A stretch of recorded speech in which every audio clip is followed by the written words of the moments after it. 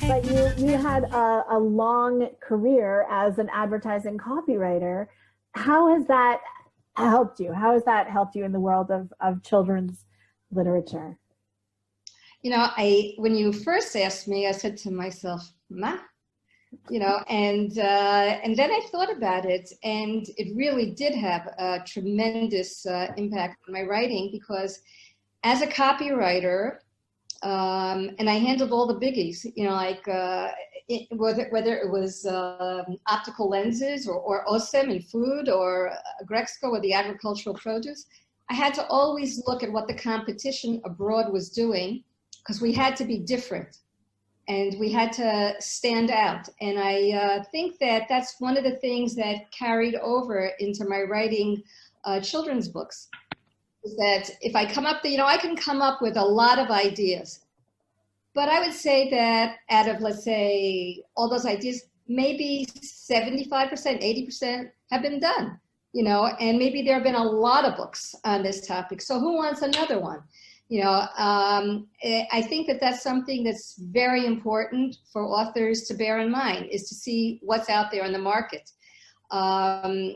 If it's a book that's similar to yours and was done 20 years ago, go for it. But if it's something that has a lot, of duplicates that are fairly recent over the past 5-7 years, I would say forget it, unless you can find an unbelievably different angle on how to tell that story. So that's definitely one of the ways that being an advertising copywriter influenced me. The other thing is I had to do a lot of research, in order to be different. So we had to constantly, I had to read up. I became very familiar all of a sudden with topics that I never expected to even touch upon. And the research skills that I acquired helped me researching. I have, for those of you who are not familiar with my books, I have 2 books on holiday customs around the world, Passover around the world and Hanukkah around the world. And I also have a digital story lesson plan series that's available through my website, which is called Shabbat Around the World. So researching, the research skills were carried over into researching these customs. And I think that all of you, if you think about it, your job does impact how you're going to approach your writing career. Certainly Sandy as a teacher, and those of you that are our teachers, you can feel it. You know what children want, what really gives them a spark. So you always have to think out of the box and apply your experience at the same time. Uh-huh. You sort of mentioned, in terms of keeping an eye on the competition, but you're in Israel, you're very Israeli, your family is Israeli, your grandkids. So how do you keep up with what's going on in the children's book scene I'm not going to say in America because I'm Canadian, so I'm going to say in North America. When you hear me say North America, you can just, superimpose whatever country you come from on top of that. So how do you stay up to date? Well, first of all, I read a lot. For instance, this is an article that just came out in Tablet, the best Jewish children's books for 2020. So I'm constantly reading these articles to see what's going on. I've joined several groups that I think it's very important. If you want only Jewish groups, I only devote my writing time to Jewish topics. So I'm part of Jewish Kidlit Mavens. I'm part of another group on Facebook. There are a lot of Facebook groups, and I think that you have to experience. You just put in Jewish in the search, and all of a sudden, a lot of things come up, where Jewish education, and then you just check out what these various groups are. So I'm in JEDLab, which stands for Jewish Education Laboratory, where they will really they'll put you up on the cross. Like if you try to sell your stuff, you should never try to sell your stuff on that. Uh-huh. But listening to their questions, it's mainly a give and take amongst teachers. Hey, I'm looking for this and this. In my curriculum, and how did you do that? And so I'm able to keep up with what's going on in Jewish education and the different trends and what they're looking for. So, which I think is very important, just to listen to the conversations. I love that. Just eavesdropping on the teachers, like, you know, that's going to give you so much insight. Right. So based on all this, oh, sorry. Actually, you can participate yourself. You know, for instance, on Jed Lab. So what I did for them, because I had all this wealth of information about Jewish customs. So before different chagim, I said, oh, here's a quiz, you know, that you can now take into your classroom. And I gave them a lot of, like, you know, spot quizzes, you know, that they could use. So you have to think also that way you become part of their mindset, you know, like, and they'll start turning to you. And I've seen that some of the teachers will say, like, all of a sudden somebody asks a question, and occasionally somebody will say, Tami, Lehman-Wilzig, you know, and then I answer. You know? That's a fantastic way to use social media, because unfortunately I'm in a lot of groups where sometimes people kind of jump in, promote themselves, jump out. And, you know, and so what you're doing is far more organic and probably a lot more work, but wait, Tzivia, I have a question for you. Oh, because, right? Did we have this agreement? So you're not an advertising copywriter, but you're a journalist and you're an editor and you're a translator. So how has that influenced or impacted your writing? I think it's a good question. I think being a journalist, I was a very bad journalist at first, because I became a journalist because I was just looking for extra money. I was a single parent with 2 kids. I needed to make extra money while I was staying at, like, without leaving the house, basically. And this was 1997. So there was, like, whatever.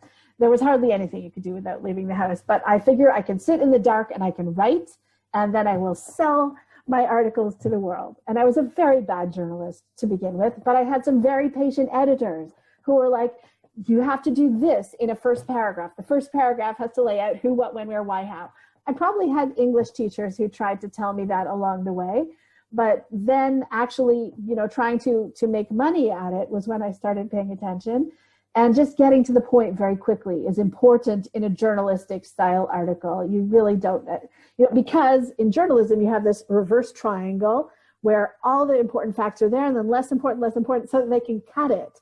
They can cut your article for space if they have to. So I think journalism kind of made me, first of all, made me write concisely and get to the point quickly, which you have to do in a kid's book. And also, I think for me, it made the world a lot more interactive. It made me start looking for stories. Mm-hmm. Can I ask you something back? I don't know what we're doing here, but it's fun. I hope people watching are having fun. You mentioned that you write exclusively Jewish books, and that is your brand, Tami Lehman-Wilzig, Jewish book author. And I meet so many authors who are trying to get out of boxes, who are trying to be, you know, so much more. So what has made you focus exclusively on that relatively small niche market? Well, first of all, you know, I always say that, like, you know, I've got 3 loves. The first one is my husband. The second one is Israel. And the third one is my Jewish heritage. And so it's very important for me that to be able to, I guess, convey that love in a way that kids will say, oh, that's interesting, or wow, you know, like not being preachy, but really engaging them in stories that will draw them in and say, well, wait a minute, you know, maybe I should do that, you know, like, or I saw that, you know. So that's number one. Number two, and I really want to apologize ahead of time. I don't mean to offend anybody here. I am this religious. Ani batzmi shomeret Shabbat. Okay, I'm also an observant Jew. But my husband is a professor, and so we've been on sabbatical several times in the States, which, by the way, is another way that I've been able to keep up with what's going on in Jewish children's literature. And the first sabbatical, at that point, we had just one child, and he was 2 years old. And I was trying to find books, you know, like that we're dealing with Chagim. And this is where I apologize. I really don't want to offend, but everything was very mitzvah talk. And it just wasn't me, you know, and I didn't want to wrap my heritage in that kind of, like, I don't know, that's kind of dressing. And I kept on looking and looking for books. And then I finally stumbled on some Carbon books. And I decided then, this is 38 years ago, my son's almost 40, that I want to become a Carbon author, which I did. Carbon has published 8 of my books. So that's basically, I think, like I'm also a Shabbat freak, a total Shabbat freak. And I think that I would love to get the message across to Jewish kids that we as Jews have made, the Jewish people has made an unbelievable contribution to mankind by establishing the concept of a day of rest. That you wouldn't have Sundays off if it weren't for that concept. And so that's why I'm saying I would like to gear away from the mitzvah and show, wow, how we've helped shape the world, in many different ways. I think also that's more of a universal message. Like that's kind of one of the things that I wanted to ask you about is, how as a person who is shomeret mitzvot, we can kind of write Jewish kid books that appeal to a huge spectrum of Jewish observance without losing some of the essence of it. So how do you do that then? You just come at it with this love, and how do you translate that to a book that's relatable? Well, I've been very fortunate because the books that deal with different chagim and Shabbat all deal with customs. And I have gone out of my way to find fun customs, that's really going to get a kid going. Like even I have my favorite Pesach custom is a Haredi custom of on the 7th day, they can take a bucket of water, they'll designate an area, maybe it's the kitchen, maybe it's a backyard, whatever, and dump the water out and everybody wades through the water, as, and I can't remember what country, I can look it up, and so I'm trying to really make it as fun as possible. Not that it not because it says you have to do it this way, but wow, I'm having a great time doing it. So how do you do that, for example, in your upcoming book, Susie? Like, what does that look like in terms of, it's a horse that saves Shabbat? I mean, to some extent that comes across in the title, that it's going to be a bit of a fun story. And who doesn't love horse stories? Well, Susie,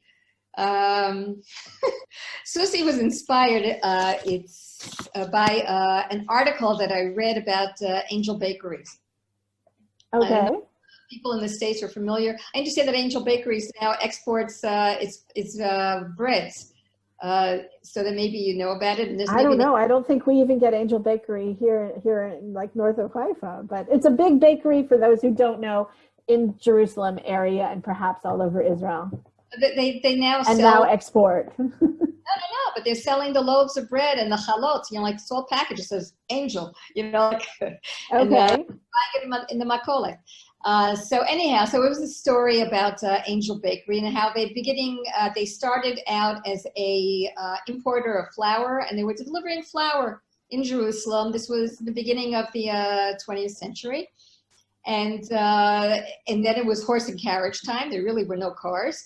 And one day the delivery boy came in sick, or he didn't come in. And they had all this flour they had to deliver. It was, as they say in Israel, oy, a brach.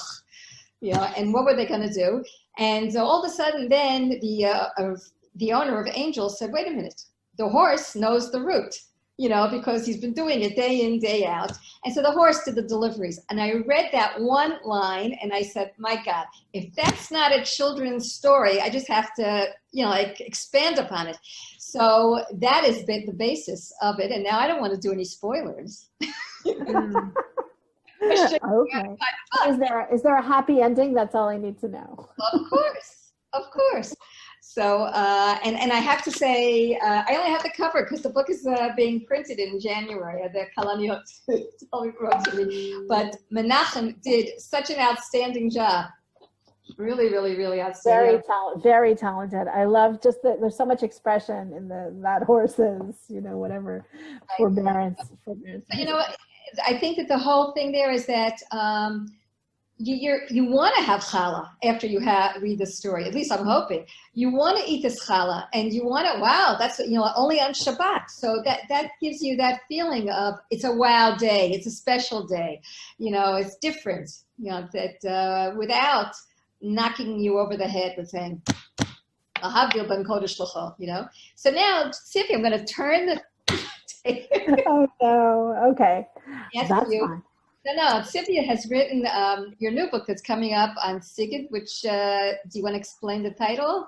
And she's taken an Ethiopian holiday, which has become one of the national holidays in Israel, and she's connected it to Thanksgiving, which I thought was just brilliant, because they both happen to fall in the same month. And this is also a way of, I guess, bridging and getting American kids involved in Israel. So tell us about it.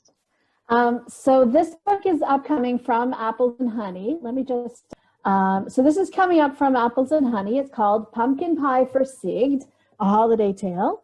And it is because these two festivals, the very familiar to North American Jews Thanksgiving and the Ethiopian Jewish festival of Sigd, generally fall out very close together. And so I checked the calendar, and they can actually fall on the same day, but it's extremely rare. The next one is not until like 36 or something. But this came about actually because PJ Library had a call out for Thanksgiving. PJ Library had a call out for books, and they had some very specific wish list requests. And one of them was stories set in America's Klita. And I was like, well, how many authors, this is an absorption center where you live, it's a subsidized, it's not rent-free. A lot of Israelis think it's rent-free, but it's subsidized when you first make Aliyah. And we actually, when we moved to Israel 7.5 years ago, were living in America's Klita, and it was half white, and it was actually two buildings, it was a little weird. It was half white and half Ethiopian. And we were all kind of living together in this community. And I thought, what if when I saw this PJ Library request, I was like, well, who is better qualified to tell this story of the modern, diverse Israel than me? So I was like, but I had to find an angle to tell the story from, because I'm not Ethiopian, and I certainly can't tell a story of an Ethiopian child approaching that festival. So I was like, well, we have an Ola Chadasha, this little girl, who is a new immigrant to Israel, who makes a new friend, and she still misses the flavors, and she misses the family, and it's such a common experience for all Olim. But she's also learning about new customs and making new friends, and so they both learn a little something about each other's culture. And we had to we consulted very closely with a couple of experts from the Ethiopian Jewish community to make sure we were getting all the details right, because these days you have to get the details right. What the home would look like, and the kes, there's like the Ethiopian Jewish rabbi who's, comes into the home, and how would the people be behaving around him and what they would be eating. So it was a lot of work. And actually the illustrator is in Italy. I don't think she's Jewish. We first looked for somebody from within that community and did not find an Ethiopian illustrator for various reasons. So she's Italian. Probably knew nothing of either culture, but has done a great job with it. And we also ran the illustrations past our Ethiopian culture consultant. So that was an adventure that I would say was a lot more work than a couple of my other books. But and in some sense, neither of them are my stories, because I'm not from the U.S. and I'm not from Ethiopia. But I'm very excited about the book coming out. I don't know if that answers anything. But no, I think that I just think it's such a wonderful example of how to bridge the American kid to provide him with a bridge into Israel. How to present Israel has become, I think, one of the problems today in Jewish children's literature. And I went to a conference a few years ago, and I remember there was one of the speakers, and she said, just take a nice story and plunk it in Israel, because kids are kids, regardless of where they are. And I went up to her. I've brought up 2 Israeli kids, and I've got Israeli grandchildren. They're not the same at all. I think that most Americans would be horrified. So, okay. It's you want to be able to show, in a way that there is a difference, and yet we can bridge it, you know. Right. So, I mean, actually, you've sort of answered one of my questions was about how, you know, Israel used to be kind of a foregone conclusion for North American Jews, and it is not today. But we still, I have a personal agenda. I want it to be, you know, front and center in the minds of kids. So you've spoken a little bit about how to choose the Israel stories that are going to have that kind of universal appeal, like a horse that saves Shabbat. What other aspects of Israel are there that we can communicate that, you know, Well, that appeal to that broad spectrum? this is certainly something that Miri will relate to, but certainly nature. You know, like, and there are a lot of, I see, this is one of my books, Stork's Landing.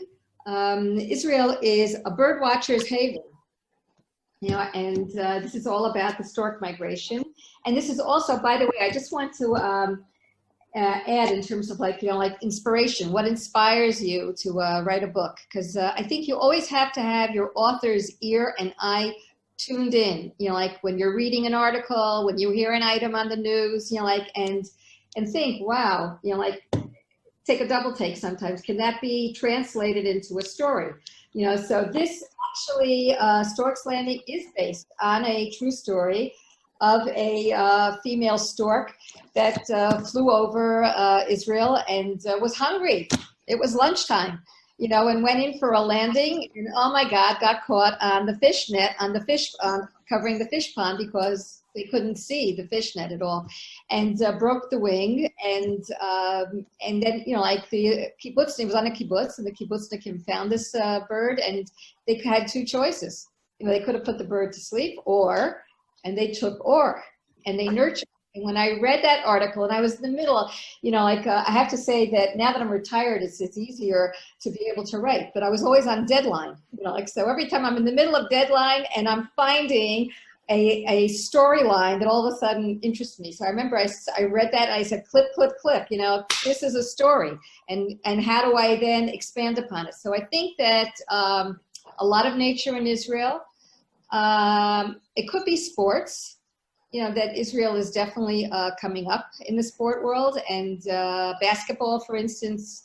You know, like I saw on Jewish Kidlet Mavens that somebody suggested that a book be written about Tal Brody, who put Israel on the map, you know, like in terms of basketball. And that's even a better story because he's American, you know, like living here for, I don't know, close to 50 years, you know, like, and the Al HaMapa is the name of they say Al HaMapa, but he said he helped Maccabi win the championship for the Euro.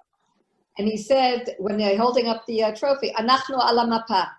You know, so he's a good example of a book that could be written. And you have to think of others, you know, like there's somebody here who's in, Anna, is that you're in science?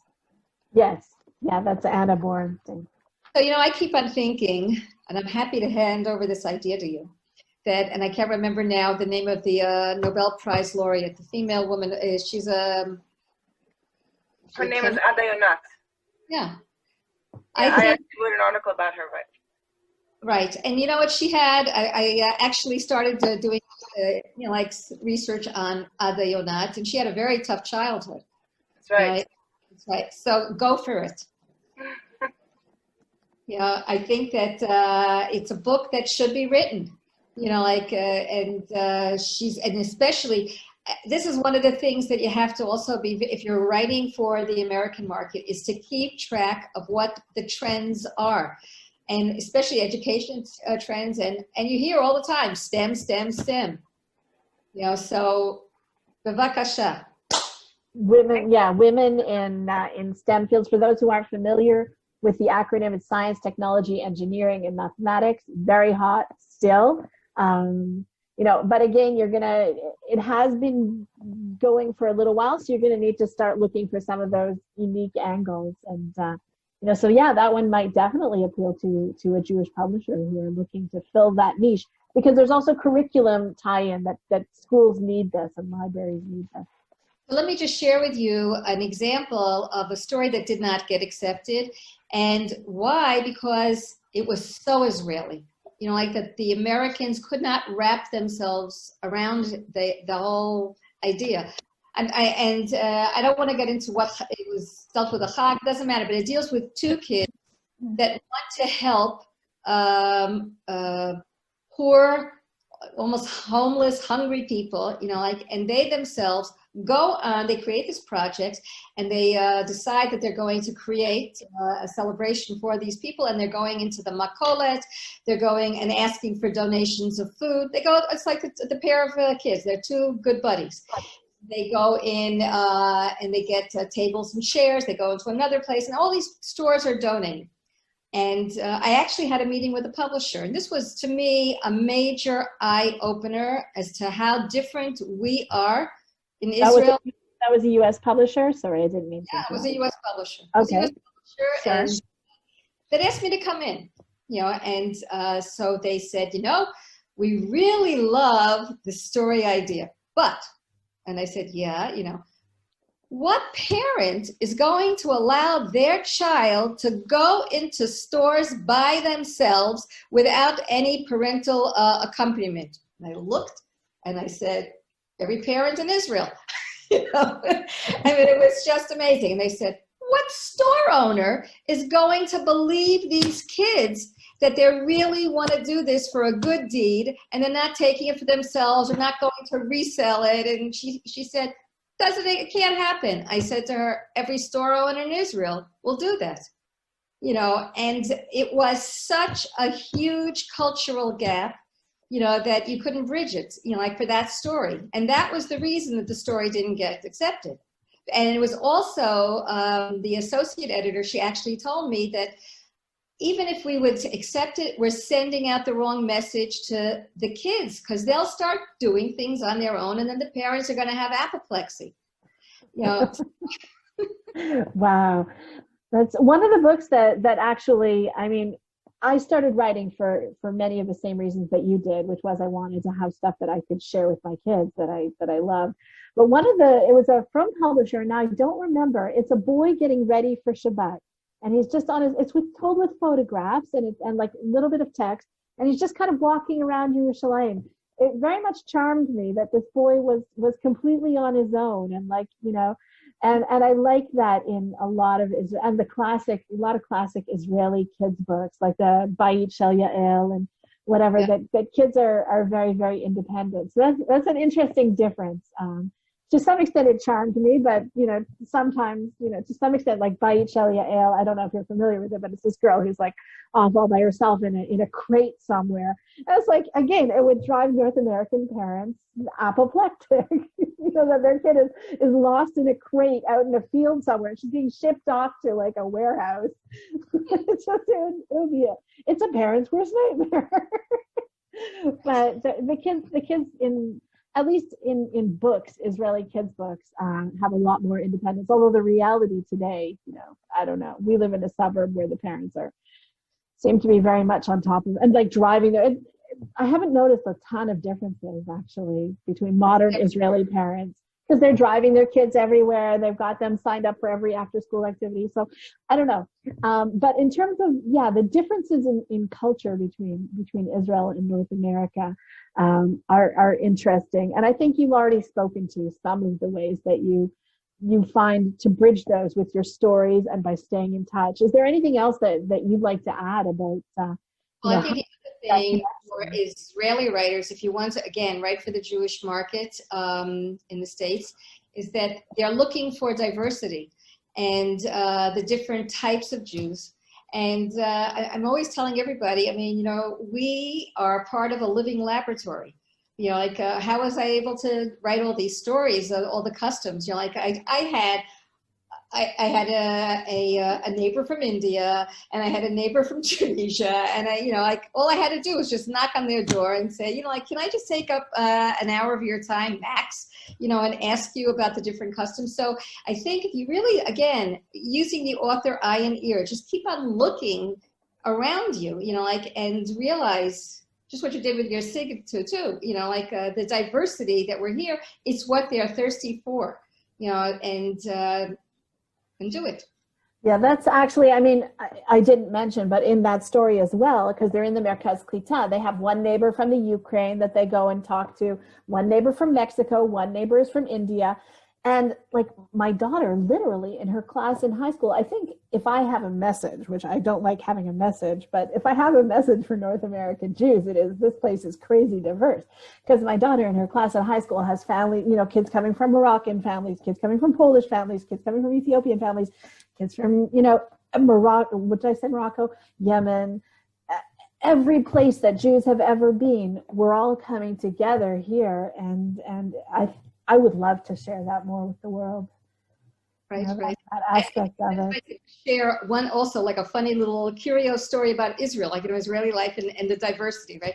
So when my children were growing up, and they looked about as Ashkenazi as you can get, right?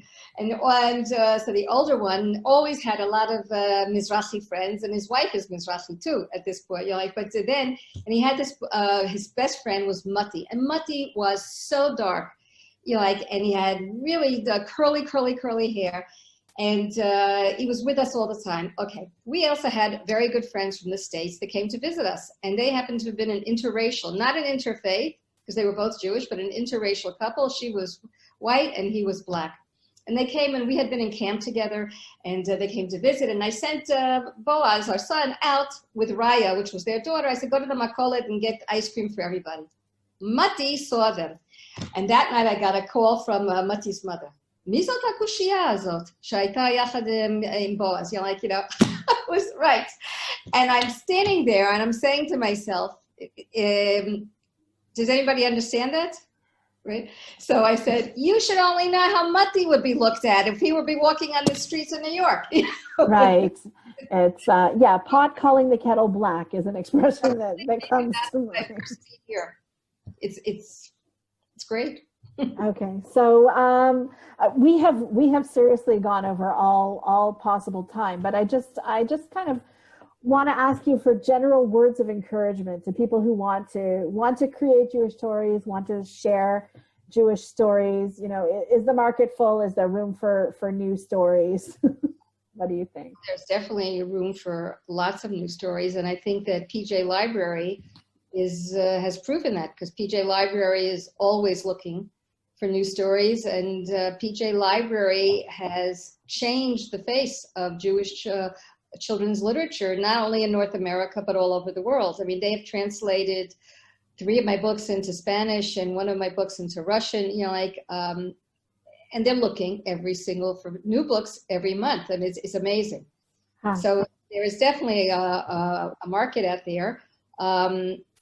There are only, you know, like now 3 publishers that do in America that do Jewish children's book. Challah, which did Susie, is the new kid on the block. Yes. There's another in England. There's a press called Green Bean Press. Yeah, he was here for our conference last June. Right. And then for the major holidays, all the big you know, publishers, you know, like for Passover and for Hanukkah, which is, you know, when Jews are going out and buying books, you know, like, so that, you know, like they're also looking. But I want to give everybody words of encouragement not to give up, because Susie, and I have another new book that's coming out in October of 2021, which is not Israel at all. It's called The Boston Chocolate Party. And it's going to be put out by Apples and Honey Press. And here's research. I happen to have discovered that, first of all, Jews played a tremendous role in importing chocolate as a commodity during the Revolutionary period. I co-authored this book with Rabbi Deborah Prince, who wrote the book On the Chocolate Trail. If any of you are familiar with that, it's an adult book, you know. But while I'm researching this, you know, because she had all the research for the chocolate, I discovered that the Boston Tea Party that year actually fell on the last night of Hanukkah. Huh, okay. And it's the story of freedom, you know. But so both of these books, why am I bringing this up, were submitted a few years ago to publishers, to PJ Library, and rejected.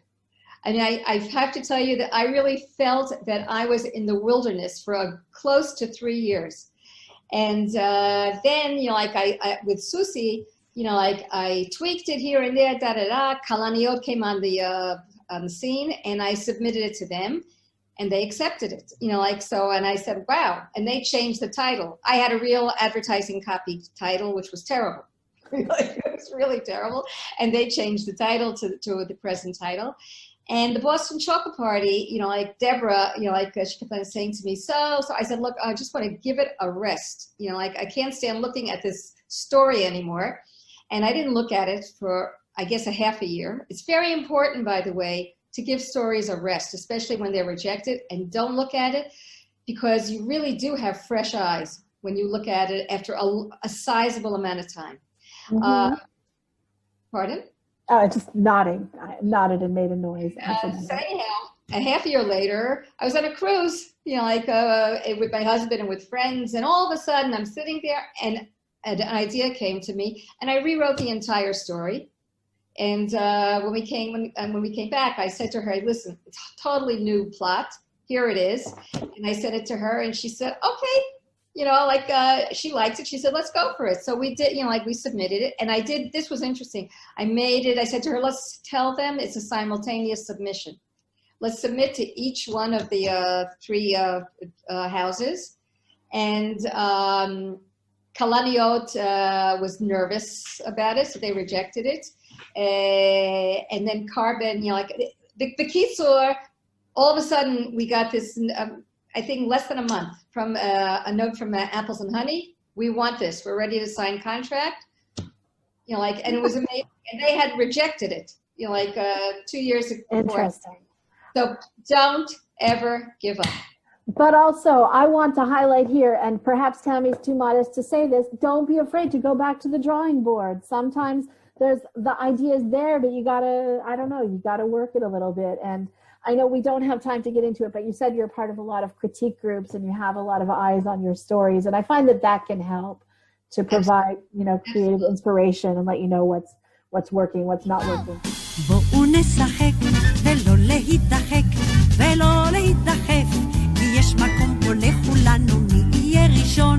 הזמין פה כבר אמנון, ומי יהיה שני?